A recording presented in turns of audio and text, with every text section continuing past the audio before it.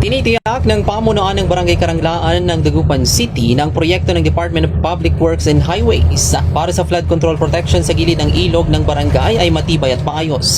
Ang proyekto ay pinondohan ng ahensya sa halagang 48,265,000 pesos. Ayon kay Barangay Captain Gregorio Claveria Jr. ay natapos na ang proyekto bago pa siya maupo sa pwesto noong 2023 kung saan itinayuan niya ito noong 2020. Sa pagmomonitor ni Kapitan Claveria, napansin niyang natapos na ang buong sakop ng Karanglaan malapit sa Sinocalan River. Ang dike ay may taas na 6 hanggang 7 metro at may floodgate na maaaring buksan at isara kung kinakailangan. Sakop ng dike ang ilang sitio gaya ng Bayanihan at ilang bahagi ng Hidalgo. May mga lugar na protektado ngunit mayroon din namang apektado pa rin ng pagbaha kapag umaapaw ang ilog kasabay ng malakas na ulan. Sad pa nito na malaki ang naitulong ng proyekto sa pagprotekta sa barangay laban sa pagtaas ng ilog at sa lakas ng agos nito. So far, meron po sa ating pag-upo bilang punong barangay since 2023, meron po na nangyaring tapos na po na dike na ginawa po ng National or DPWH po. Ito po yung natapos na po. I think gaya ng nabanggit po sa social media na ito po ay 2020 pa po. So yun po, wala pa po tayo sa katungkulan noon. So sa ating pag-upo ay nakita po natin na ito po ay tapos na po. So yun po ay pwedeng makita po kung ito po ay ating inspeksyonan. Nandun na po halos buong part ng nasasakupan ng Dagupan ay from na pass by our barangay ay tapos na po yung dike na po yun about flood control. Hindi naman po masyadong bahain doon dahil medyo mataas yun po yung area. Kaso nga lang, nandun po yung part ng river na kanilang deny. Kaya nung itong nakarang baha ay talagang pag umapaw po yung tubig sa river, so sa flood control na yon, may floodgate naman po yon na pwedeng isara pagka mataas.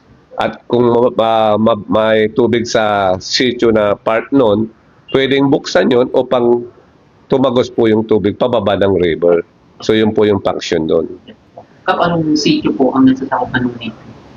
Sa sitio Bayanihan, then some part of sitio Hidalgo. Maliit lang po yun kasi mas malaki yung area papuntang Bacayao. 2 Bacayao po yun, Bacayao Sur at Bacayao Norte. Kaya po nagkaroon ng flood control project po doon. Dahil yun po yung, sila po yung part ng mababa talaga.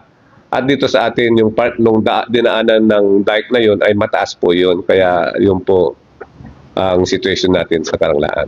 May part ng Bayanihan, Sitio Bayanihan, meron pong evacuees po tayong nailikas po doon. So subalit doon sa may part ng malapit sa dike ay talagang lubhang mataas doon. So yung mga bahay doon ay steady lang po sila. Yung bandang kalsada po, dahil siyempre yung coast noon, nung nagkaroon ng high tide sa may kalsada, dumaloy po yung tubig papunta po ng medyo mababang parte, at yung sa parte ng Bayanihan, Sitio Bayanihan na yon, malapit sa kalsada, sila po yung napikto. Pero hindi po doon sa mismong malapit sa dike. So nung nag-inspection kayo, maganda ba yung struktura nung... Yeah, opo. Napakaganda po yung nakita ko nga. Na-amaze po ako dahil napakaganda po yung pagkagawa. I think it's about 6 meters or more than 6 meters po yung taas. At yung dinadaanan ng mga dump truck na tinabunan nila na dadaanan upang makonstruct po yun. Nakaka-amaze po yung pagkagawa para sa flood control po na project na yun. Masasabi ko po, sulit po yun dahil benefited po ang ating barangay at mga neighboring barangay po. Ngayon Kap, na nakaupo kayo sa pwesto, meron bang project pa, DPWH na nababanggit sa inyo? Wala na po.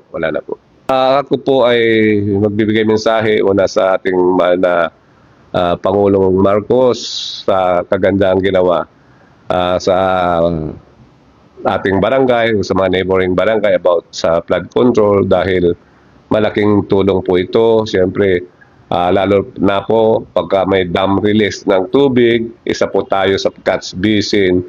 So malaking bagay yung nakita ko na yung mataas na dike na yun at talagang matibay ay talagang malaking tulong po sa ating syudad at sa ating barangay. Kaya yun po ang aking pasasalamat at ang inyong barangay ay lagi pong nakatutok po sa mga ganyang sitwasyon para makapagbigay serbisyo tayo ng tapat at maganda sa ating mga konstituyong kabarangay. Samantala, aminado ang mga residente na may positibo at negatibong epekto ang pagkakaroon ng dike. Ayon kay Luz Biminda Karamat, ang residente ng Sitio Bayanihan, nasaksihan niya ang pagtatayo at konstruksyon ng dike dahil malapit ito sa kanyang bahay. Anya na siya ang naging responsable sa pagbukas-sara ng floodgate kapag may utos ang kapitan o kapag nasa red alert ang tubig sa ilog. Binahagi niya na noong wala pang dike, maluwang ang ilog at hindi umaabot ang tubig sa kanilang bahay, ngunit problema naman ang landslide na kumukuha ng lupa dahil sa ragasan ng tubig. Dagdag pa niya na mas tumaas ang tubig sa kanilang lugar na dati ay kalahati ng binti lamang, ngunit ngayon ay lampas tuhod na, pero dulot lamang ito ng tuloy-tuloy na ulan. Gayunpaman, pagmamalaki naman ito na mas ligtas naman sila sa malakas na agos ng tubig malapit dito. Para sa programang Bombo Anay Ano na po, since 28 years na. Matagal na pala. So, nagsaksahan niyo yung paggawa ng DK. Kamusta naman po ito? Okay lang naman, maayos din yung pagkagawa nila dyan. Nakita ko naman, may bakal siya, okay naman siya. Wala namang nakabitak-bitak. Kung bitak-bitak, hindi mo siguro maiwasan yung may bitak-bitak. So, may gilid-gilid. Oo. Dito ma'am sa pagtutok ninyo dito, kamusta yung comparison nung wala pang DK at ngayon? Nung wala pang diki, syempre maluwang ang ilog, yung tubig talagang halos hindi kami natutubigan dito. Ngayon, lumiit kasi, medyo tumaas yung tubig. Pero may mga negatibo din, may positibo din na kagandahan na naidulot ng paggawa ng dike. Yes. Ano po yung positive nating nakita?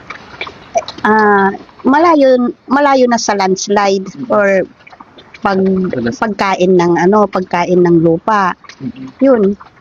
Pati yung ragasan ng tubig. Oo, pati ragasan ng tubig. Ngayon ma'am. Mas siyempre kaming naninirahan dito sa gilid, mas safe kami.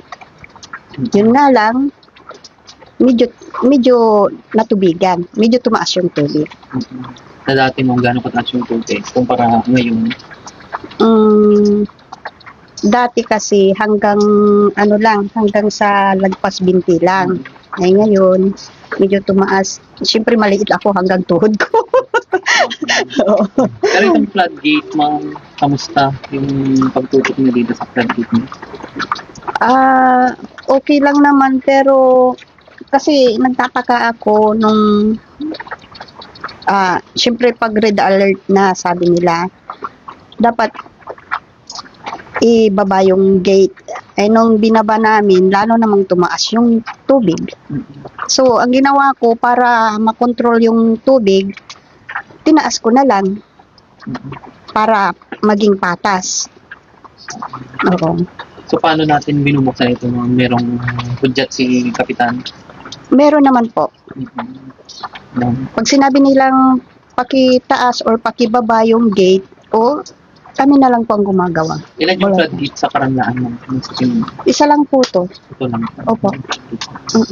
Time Patrol numero 5, Bombo Liberda, kumusta gulat? This is Bombo Radio Philippines, the #1 and most trusted source of news and information. Basta Radio.